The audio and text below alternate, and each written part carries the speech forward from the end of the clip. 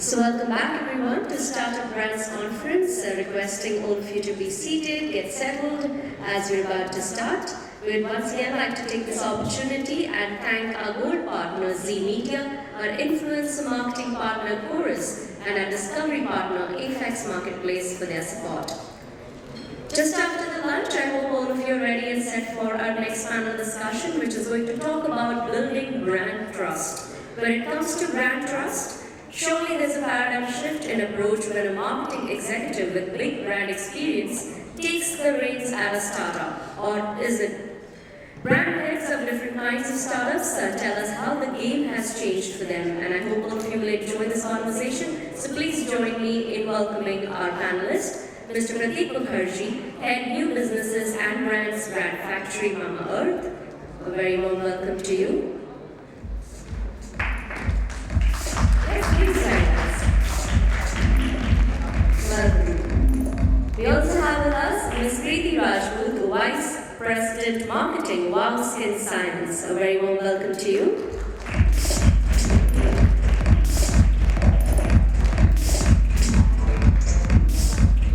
We also have with us on our panel Mr. Roman Lodaya, Vice President Marketing, Kapiva. A very warm welcome to you.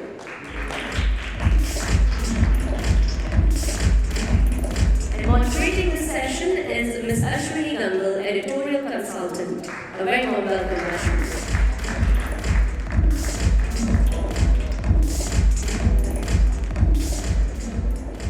I leave the stage to you. Thank you so much. Hi everyone. Welcome back after lunch. I swear I had promised myself I wouldn't crack the post-lunch conference joke about how the owners to wake up everybody after a nice meal is on this panel.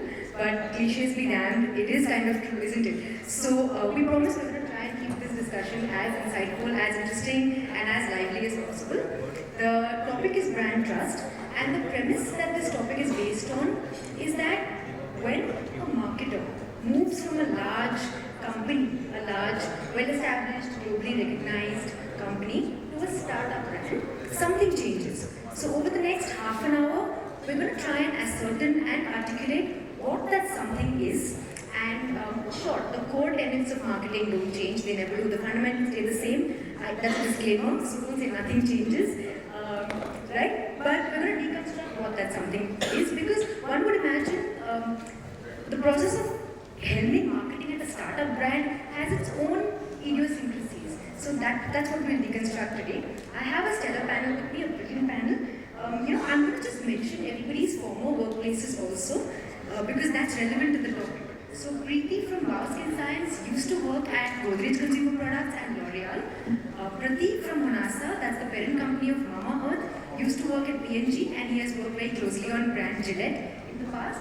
And Roman from Kapiva is ex-Cipla. So my first question is for everyone. Just tell me, how have the ropes changed for you? Do you see yourself exercising a different marketing muscle at a startup? Or do you feel like a big fish in a smaller but more dynamic pond? So how has the size, the scale, and the scope of your playing field really changed after you moved from a big company to a startup brand? So we can start anywhere. We can start with Pratik. I think the onus is on us to keep them awake. Adding on to your point on the post-lunch sort of pressure that we are on. So, Ashwini, thanks for having me here, and it's pretty exciting to talk about and hearing from the other panelists who came before us and will be coming after us. I would say some things are the same while some things change. The guardrails of who, the what, and the how, who is the consumer, what's the insight, and the how choices, they don't change. Be it a Gillette, where I started my career, to Urban Clap, where I was between Honasa and P&G, and to Honasa now.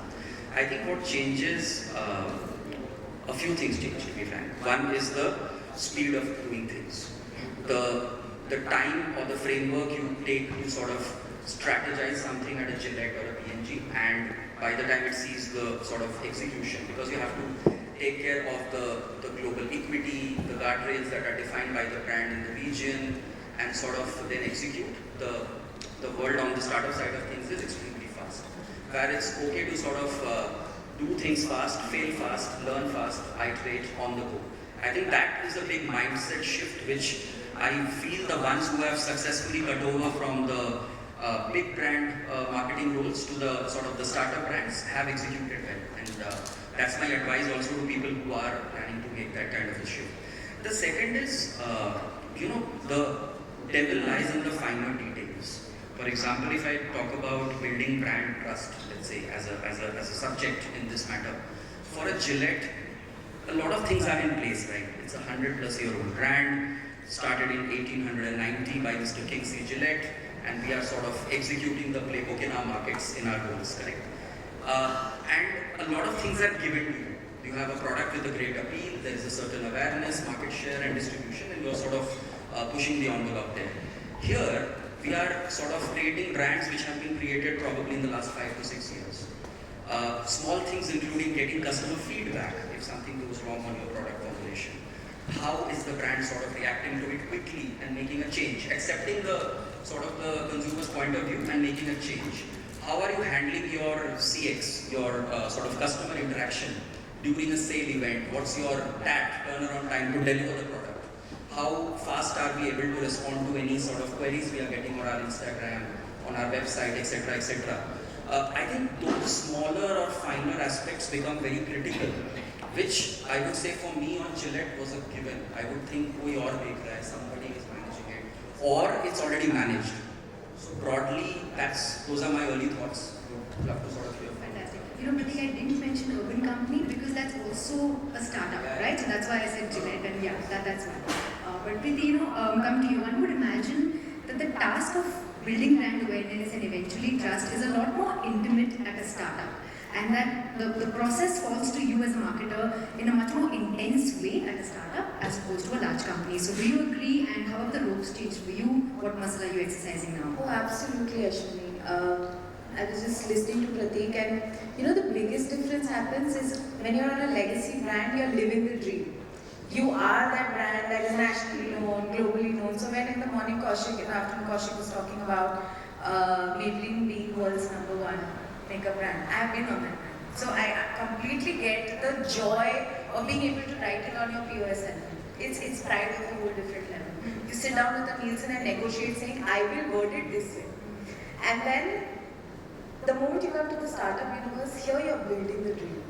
And that's where, whether you say scale, the way Pratik was saying, the know-how changes, and suddenly there is so much more relying on your gut to get it right, because you do not have the budgets for expensive studies. At L'Oreal and Godrej, we would have budgets to check everything. Godrej ka logo colorful, from black and white went to colorful, was an insane budget spent. And that kind of a thing, but here is just, there's so much on the gut, and that makes this journey so much more fun and fulfilling.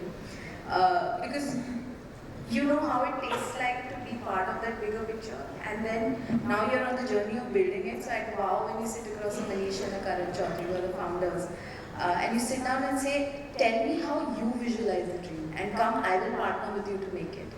And then when you sit down and start putting down brand awareness metrics, sitting at a L'Oreal, at a Garnier in Southeast Asia, I would be sitting like, look, I am brand love. Like, look at the love, like a Garnier men, insane brand love.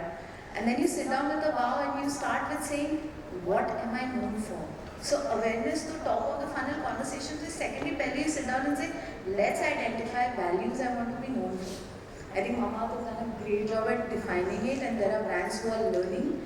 So those elements. So we talk about top of the funnel, and then you start saying Tom dekhte hain, Spont dekhte hain, and then you see the number ki Spont awareness, it's less than 1%, and it hurts to look at your number. But then you realize that there is such an exciting journey. Reaching that one also is just phenomenal. Absolutely, yeah. Romil, I know, at a large brand, you just inherit the legacy, right? That's not there in the startup. So, from a Kapiva perspective.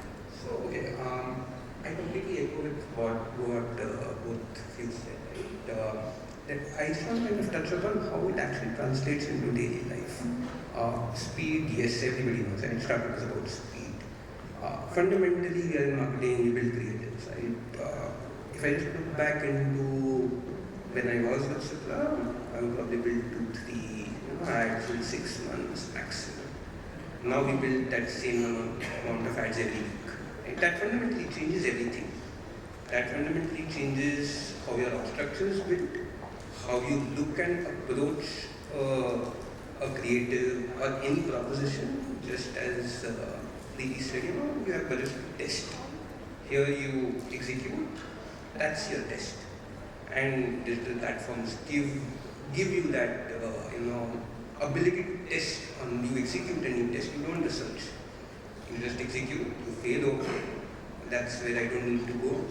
You get a brain, you double down. Right? So that's fundamentally how, as I said, what changes from operating marketing in a large company versus new age company, and we need to kind of start building brick by brick with every consumer. So that's and that completely changes your operating methods. You have to kind of build the creativity in house. You build that agility. So you have to kind of, if you look at org structures and they connect, you will have a lot more functional experts sitting inside. Whereas in the previous world, they were probably outsourced in previous companies. So that kind of changes how we approach marketing. Yeah, so that's I do take what both of you said. Fantastic answers, everyone. Thank you for that. Now, Prateek, I'll come to you because your role is, it's all about new launches and new segments that you have to study and enter. So, when you do that at a startup, right? Others can weigh in as well after Prateek's done answering. When you do that at a startup, I understand that the cost of failure is very high, as opposed to say at a large brand you can fail. But even the risk appetite is high. So, two questions here, Prateek. How do you reconcile these two seemingly opposite realities? And secondly, how do you calibrate your risks without dampening the spirit of innovation and expansion and all that's exciting? I think, I'm very, very humbled to be in a setup where we have bought into this whole house of brands philosophy, where we feel that Honasa at a larger level needs to have a house of brands with different brands standing for unique propositions. This is some consumers' unmet needs, and craft those brands to be able to serve them more meaningfully over their lifetime. This whole thought process evolved within the organization for years. After Mama Earth reached a certain stage and scale, that there is a genuine need, in especially beauty and personal care, and I'm sure in other categories also, with the digitally savvy native consumer to sort of meet their specific needs. If a consumer is using a different product before starting the day, is using a different brand and product before sort of calling it a night, different kind of attire when they are meeting friends in an informal setup versus when you're meeting your boss versus on a date, etc., etc. So this philosophy first was absorbed, internalized over 1 year, I would say, that okay, we have to charter this journey. Now, how we go about it's a very interesting internal, we have a process, we call it nothing but no rocket science there, KYC, know your consumer. Going back to again, large company versus startup, I think we are very, very close to the consumers in listening to them. Everybody in the team, the most junior executive to the leadership team, across functions, not just marketing, have a target on the number of KYCs, know your consumers, they have to do in a week.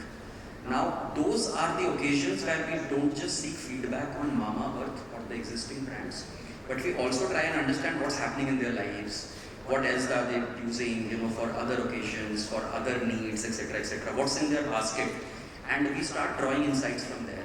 So you're saying you calibrate risks by just getting to know the right consumer better? I think the number of direct consumer interactions that I have done in my, both the startups combined, would be higher than the number of direct interactions at Gillette, because for very similar reasons to what Preeti was saying, some of those theses exist, are proven to be trusted enough to be directly put to action. So by keeping ourselves close to the consumer, we are able to circumvent or I would say mitigate some risk. Having said that, there are enough examples where we have learned it the hard way. A proposition has been taken to market, or as Roman was saying, some of the ads have been exposed. We didn't get the required CTR or the VTR, but because of the digital first approach, we are able to course correct. We are able to sort of make a change to even a formulation at like the speed of knots. You mean the ingredients? Even ingredients. If we get a feedback, let's say that a 2% salicylic acid is sort of not going down well, or consumers are really looking for some more ingredient to be added, Honasa has developed this internal ability to sort of react to that kind of a change also, which would not be possible at a large company with 1,000 or like a huge turnover. Absolutely, that's amazing. Preeti, and where are you on this? On the one hand, you have this need to innovate, but you also can't fall too hard. So honestly, it's also your relationship with perfection, that as you gauge that relationship with risk, it's you also develop how perfect, to what extent, to what nitty-gritty you're getting into. And I love the IRLness of the piece that Pratik spoke about. It's genuinely real time. And if you're not, you're really missing the bus, particularly on beauty. I think I can very comfortably say I think health is something Roman will add.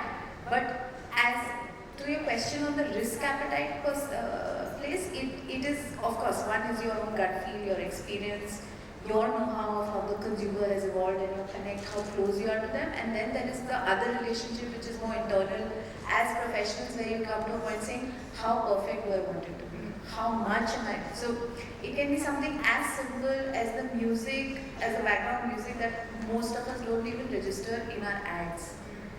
And it could be a week of just going after saying, nahi, ye sahi nahi hai.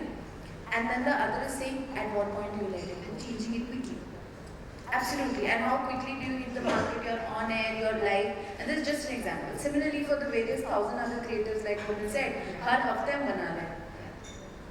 So, just to echo what both of you said, the single question which I keep asking myself and my team members is, what can we do tomorrow?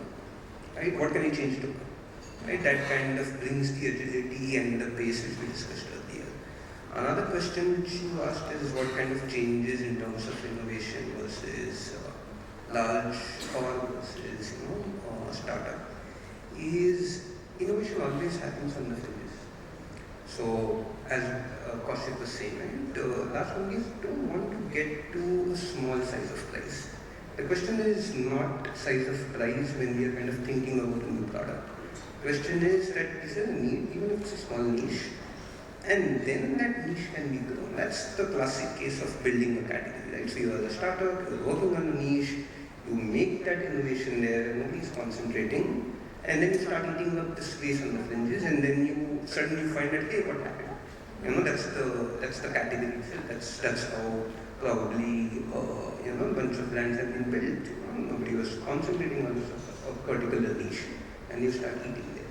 So that's what is different. Similar to creative, same with the products. Number of products which probably large companies would launch, they would take at least 6-8 months to go through at least 4-5 stage waves. And here you just kind of launch the product, small SKU, small batch sizes, put it out there, it doesn't sell, okay, you kind of take it off the shelf. So that's what is fundamentally kind of changing when you're comparing to a large company to a startup. One point I may add on this particular topic is a lot of our ability, all of us, is the enablement and empowerment of our founders or CEOs. I mean, I may have a huge risk appetite, but if there is a fear of sort of not going down well with the sort of the people above you, then we will just like our wings will be cut. And that enablement has to start from the top. That it's okay if we make some mistakes in the spirit of test and learn, and how we bounce back from that is more critical. So I just thought I'll mention that because I think otherwise we will not be able to follow our instincts, our gut, or what the consumer is saying. Of course. No, but just to go back to something Pratik said earlier, how does it work with Ayurveda, with Kapiva? Can you imagine tweaking ingredients because there's feedback that okay, इसमें तुलसी ज़्यादा है or something? How does it work? Okay, absolutely. Right. So when I'm talking about Ayurveda and more specifically Kapiva and changing the product, we all know that it's a medicine, it's Ayurveda, and then there's always constant feedback. I don't like the taste.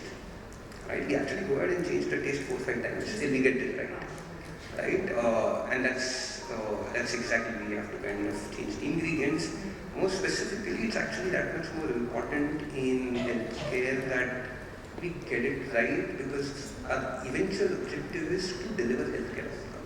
It's not just about going ahead and giving out a product, which is unlike say probably personal care, but the healthcare healthcare outcome is not as core a need, but when we are selling healthcare, I need to deliver on the healthcare outcome. So we need to change the formulation, we need to change that. If it's not working, I have to change it. It's almost like a mandate. It just cannot go, unnoticed. Even if you don't promise consistency of taste over time, because imagine I didn't say that. I mean, imagine the taste of Pepsi changing. You just can't. So, now speaking of ingredients, I know all of you represent very different subsegments and categories, but there's one thread that binds everyone, and that's this, I like to call it a certain marketable demonization of chemicals, right? So, is being toxin-free like your biggest trump card when it comes to building brand trust, especially in the millennial sweet spot? And also, I can't help but, I'm sorry, but it's a very overserved market. Everyone is promising transparency of ingredients and natural products. So, how do you differentiate? I'll try. So, while now what you just said, it's become preaching, to be honest, right? For a lot of consumers, at least the digitally savvy, digitally native consumers or digitally influenced in their purchase. How do you differentiate is, while again speaking of Kapiva, we intend to go ahead and deliver health outcomes, right? So how do we differentiate against a Dabur, Patanjali, or probably the largest influencer out there, right? How do we differentiate? We have to go. Patanjali is the largest, Baba Ramdev is the largest influencer out there, right? So, how do we differentiate against? How do we stand against them? We promise that we deliver health outcomes, and the journey does not stop at we going ahead and selling our products. Then the journey starts there, because we being digitally native, we being D2C, quote unquote, allows us to closer to a consumer, engage with them to get to that healthcare outcome. And that's why we offer free doctor consultation for anybody who purchases. Free consultation. Yeah, free consultation. Come, you go ahead, talk to our doctors. If you're not reaching a healthcare outcome, we are here. We are here to kind of help you. Okay, Prateek, Honestly, actually, when I look back at this new generation of consumer that we are talking to, I feel many times brands fail or succeed based on what they do with that natural. So there is power. There's power in a brand platform that says natural, no toxin. But it's actually how you use it and how you play the game. So like Shed Light, a brand that just says, oh, I'm natural. Like you said, over abused and toxin free. Does that guarantee success? Not true. And also how you define success. If selling 2,000 units on Amazon is a success metric, sure you will sell it. But if you are here to play the game, to build a brand, then just saying natural is not enough. You find out your style of saying, okay, I'm natural, so what? Because remember, this is a generation, and I'm talking millennium and Gen Z will be a whole different animal, was brought up by baby boomers saying, guys, don't trade off. And so while baby boomers still made the trade-off between I want results of chemical, and so maybe I will use a lightening cream which has no natural play, and then there was the gentle option of natural. This millennial audience, they were brought up in a way saying, guys, don't compromise. We'll make the world available for you. So that same choice reflects in the products they are using. They're saying, why will I compromise? And hence, to his or her mind, it's hygiene. You're charging a premium from the market center, where the mass market sits. I'm willing to pay for you. But then tell me, just being natural is not enough. You have to tell me the story. So whether there is goodness inside, or there is very many layers to it, or like a Gania has been doing vitamin C for centuries, ages. Like that was the premise, but it never took off till, say, a millennial said, I want to know what is in these high power actives, and I want to understand serums. Yeah, sure. Prateek, but a promise is so commonplace. How do you stand up? I think just to build on to what they were saying, so clean beauty as a movement, of course, it started from the US and the West, and I think it's very heartening to see that a lot of Indian startups have actually led the charge of providing transparency in terms of ingredients, what's actually in it, and sort of driving this whole movement ahead of the curve to a point where some of the other incumbents are now following suit, which is something I just generally wanted to say on the topic of ingredients. And I think that's now become BAU, business as usual. And we have to, as brand builders, P&L owners, continuously build on top of it. So for example, one of our brands, it's a new brand, it's called Aqualogica. I run that brand as well. It is built on a promise of hydration and freshness. The whole premise being that India is a summers country, 10 out of 12 months are summers, and consumers are looking for hydration. So the brand delivers on the promise of light gel-based texture products, which are not really very thick on your skin. And the way we walk the talk is it has fruits and actives. So there is active, which is like a hardcore ingredient, a chemical, but it's balanced out with a papaya or a watermelon, and so on and so forth. So now I'm giving this example to say that the hygiene expectation is there, that it has to be clean, honest, and safe, natural, etc. But we are also offering an on-top proposition. That's where the question came from, because it's become so hygiene, how do you stand out? Now, before I go to the audience for questions, assuming they have some, I just want to ask you about distribution, right? Let's talk about distribution in the D2C world. It's not just about straddling online and offline. Even within online, you've got your own cart on your brand website, you've got the e-commerce aggregator universe. Offline, you've got modern trade, general trade, you've got your standalone brand stores. So, what's your spread like? First of all, which is the channel that works best for each of you, and where do you really struggle hand on heart? Yeah. Okay, so from a distribution perspective, it does not matter where the consumer buys. But for us, what matters is, as I said, consumer success, which is the eventual goal, right? Now, how do I get, if a consumer buys on Amazon, can I go ahead and do it? I don't know him. I don't know him or her to kind of go ahead and serve the additional proposition that you go ahead and serve. And that's where we try and kind of get consumers to a D2C platform to go ahead and get that, the end game, which is to serve the consumer, which then fuels word of mouth, which then fuels retention, which then fuels, the LTV, everything, right? So that's where the real need of the business is. And that's where the focus channel then becomes D2C. Is it expensive? Definitely it's expensive in marketplace in terms of acquisition cost, but then you play out the LTV game because you know the consumer, and that's where the D2C game is out, right? So, and that's, we kind of tried hard to ask why are we doing it, right? Being in healthcare, what opportunity does it give? And that's the opportunity which we are sitting and which we are working. It's a harder game to play to kind of get consumers to, and in complex categories. We are working in weight, we are working in diabetes, in a complex categories. So you want the consumers to basically? More than I want opportunity to serve them. Right? So that's how I look at it, right? If I have to kind of serve them, then I need to know them, I need to talk to them. Okay, so just buying is not the end. Yeah. Preeti, where are you on this? What's the most important distribution channel? Absolutely. So it's always the most difficult journey to take when you take choice away from the consumer.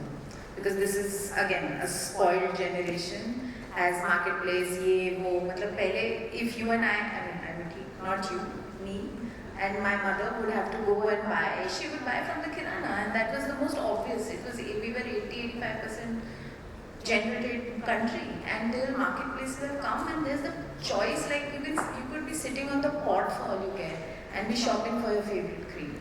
So every time you remove choice from the consumer's basket, that journey gets difficult. And for me, a brand D2C website is that thing where you're removing choice from the consumer, and that's where even for WOW, that's struggle. And of course, you try to advertise with hazard promos, and there's the BOGO, and the bane of our existence as brand marketers.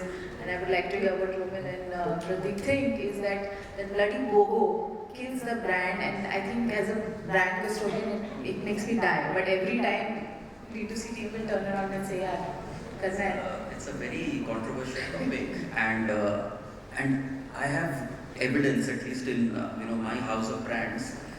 BOGO has actually led to brand building. I'm saying that for the risk of sounding stupid, but that's the data. For example, my Google brand searches, Amazon searches as two very close proxies. Again, some of the data which you would not have in the traditional days, they actually spike. And so I think it boils down to the execution of the whether we execute as a discount event or whether we are sort of doing sufficient 360 around it via channels of influencer marketing, affiliates, etc., to deliver the brand narrative as well. So I think the devil lies in the how. We are also sort of learning our way through it, but when I look at these sale events nowadays, I am more and more convinced that if executed smartly, it could also be a brand event overall, if I may say so. Like OMG sale for Mama is a property in itself now, and there are sort of consumers who look forward to when will it come back? Coming back to your question, I feel omni-channel is the way forward eventually. Some brands, the ones some of us have worked in the past, inherent strength was offline, distributor, appointed for years, they have sort of learned to deliver on distribution and efficiency both. So that's the old world. But even today when I look at it, Gillette is fairly online. Gillette is available, the brand store is present across all e-com platforms, they are doing extremely well there as well. Even BG Shop as a DTC site, I used to run that back in my days.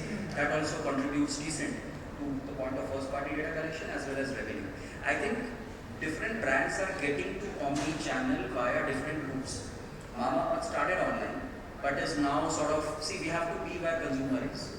You look at the crowd at the airports post-pandemic or in the malls, it's very clear that if you have to serve consumers, omni-channel is the answer. Your inherent strength may be D2C. If you started as a company like that, so of course you would have built a very strong growth team, marketplace team, and you have to learn offline by probably hiring the right people or appointing the right distributors. But eventually, in a few years, I think it will be very interesting how India shapes up. I think most of the old and the new companies will be omni-channel. So Has to be. I 1,000. we have to work hard and build those capabilities. Sure. No question about that. Sure. I'm so sorry, audience. We've run out of time. We have 30 seconds. We'll take one quick question. Yeah, gentleman at the front. Please make it brief. Thank you for this opportunity. So I know Pratik since his Gillette days. So we have, he has given us an opportunity to experiment with Gillette Flexible. A quick question to Pratik that your product is, you claim to be a very, user friendly. So what is the sustainable model in terms of packaging and all that? That is A. And B is what is your strategy to reach out to tier 1 and tier 2 cities where the growth is actually taking shape?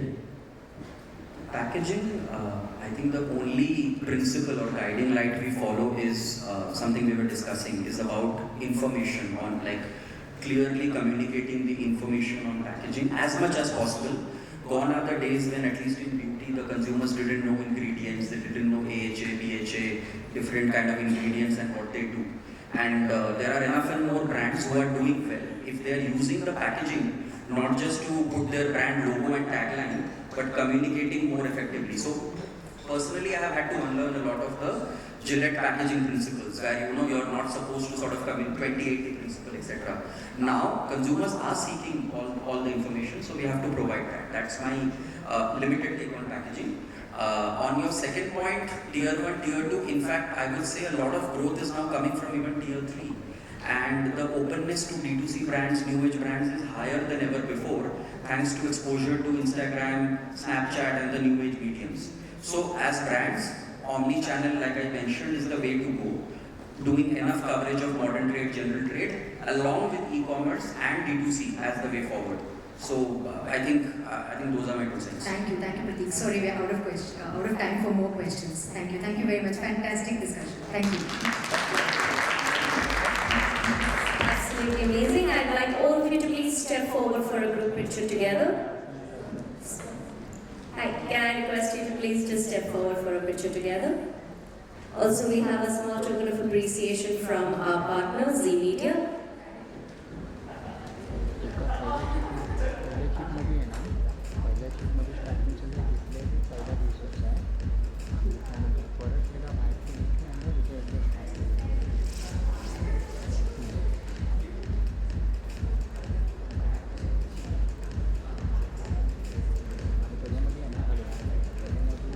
Once again, can we hear a big